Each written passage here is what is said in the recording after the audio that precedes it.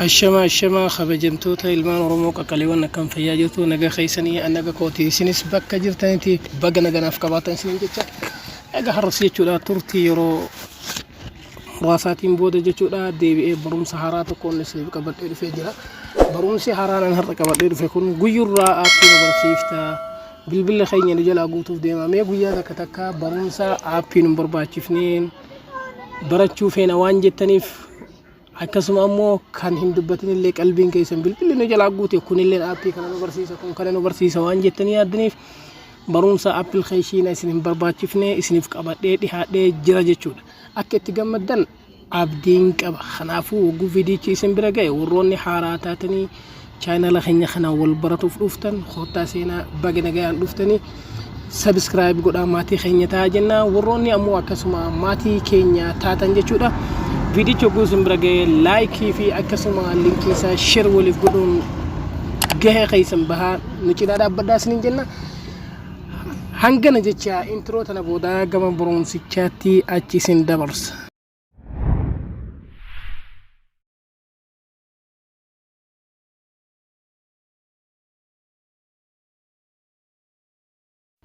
Egaa ammas irra deebiidhaan ashama akkam jirtu isiniin jecha intro booda deebinee dhufnee jirra jechuudha. Ergaa intro booda deebinee dhufnee barumsichi keenya karaadhaa akkuma jennee appilikeeshinii tokkolleen kan nu barbaachifne isiniin jedhee jira jechuudha. Barumsichi keenya karaadhaa mee maal fa'a kan jedhu wajjin kan ilaallu ta'a jechuudha.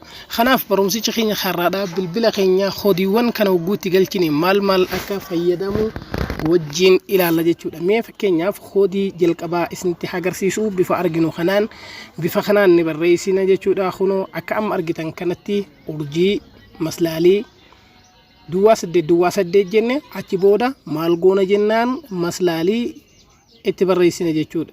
Wagguu isatti barreessine maal nuuf baasa.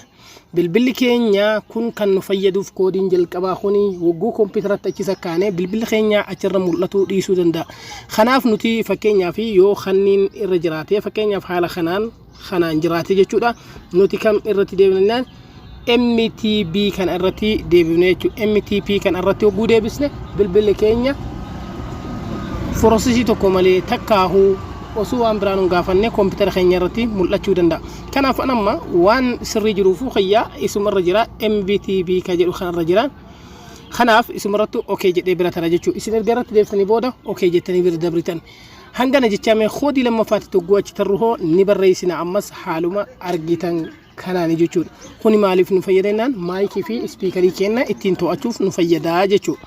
Kanaaf duwwaa 283 jennee barreessina jechuudha. Achi booda maal godhannaan hunda isaatuyyuu akkuma argitan kanaan kunoo hin ariifadhu laalaa dhiifama al takka irra deebi'a. Kunooti haala kanaan barreessina duwwaa 283 jechuudha. Akkuma argitan kanaan wagguu maslaaliitu inni okeen isaa isuma irraa bada waan ta'eef kunoo bifa kanaan barreessitan achi booda maslaaliitu wagguu maslaaliitu inni kun maaliif nu fayyadannaan maayikii keenya akka inni eegana ammallee hin dalaguu laaluudhaaf nu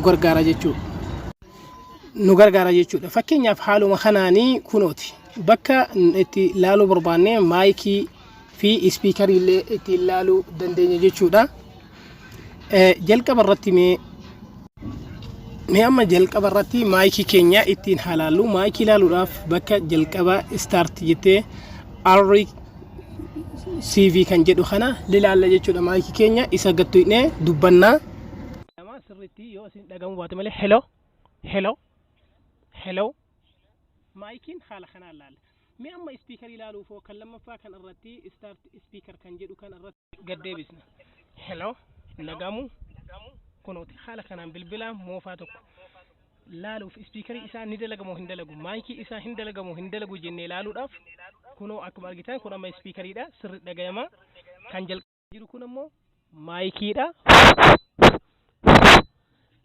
Kunooti kadalagu bifa kanaan laaluu dandeenya. Haala kanaan yoo dabarsa ta'e maayikiin bilbila keenya yoo inni dhageessuu didelee keenya muka abbaa saniiti jennee addaan baafachuu bifa kanaan dandeenya jechuudha. Akkasuma ispiikariin keenya fayyaa qabu moo hin qabu haala kanaan laalla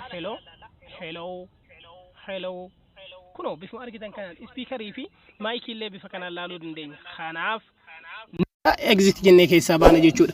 Mee amma gara koodii sadaffaatti haa tarru.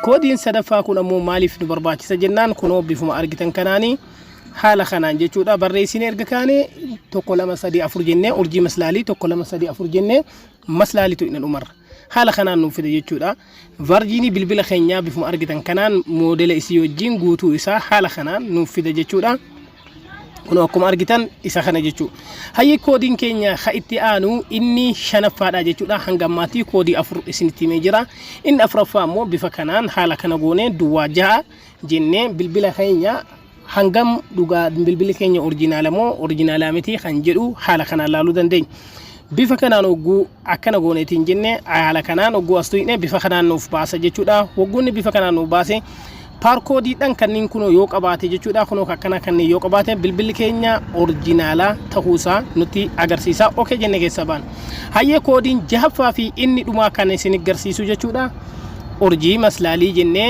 achi booda tokko lama shan saddeet duwwaa ammas urjii goona achi booda ammoo erga urjii goonee sadii ja'a sagal jennee bifa kanaan koodiin kun dheeraadha akka amma argitan kanaan kunoo bifa kanaan jechuudha hin argitan jedhee yaada kanaaf isa kanallee bifa kanaan hogguu barreessineetiin kaane maslaalitu hogguu maslaalitu bilbilli keenya kun guyyaa kamarraa akka hojii eegalee bilbila namarraa fuutanii bilbila namitti fayyadame fa'aa bituuf yoo deemtan bilbilli kun haaraadhaa baritti fayyadamee yoo jiru hedduun turre jedhee namni sobuu danda'a garuu isin kallattii kanaan laaluu dandeessan isiniin jecha har'aaf jechuudha koodiiwwan jahan ani isiniif qopheessee kana itti fayyadama guyyaa hunda waan aappii wal qabatu nu barsiisna bilbilli nu jalaa guutuu roota jettaniif jechuudha kana fakkaata isiniin jecha barumsa birootiin hanga walitti deebinutti turtii gaarii isiniif haa ta'u like share gochuun akkasuma roonni haaraamaatii keenya taatan baga nagaan dhuftan subscribe godhaa telegram ko barsiisaa Oromoo Arsii Doolaa aappii jedhu joon godhaa facebook ko barsiisaa Oromoo Arsii Doolaa aappii jedhu follow godhaa nu hordofaa isiniin jecha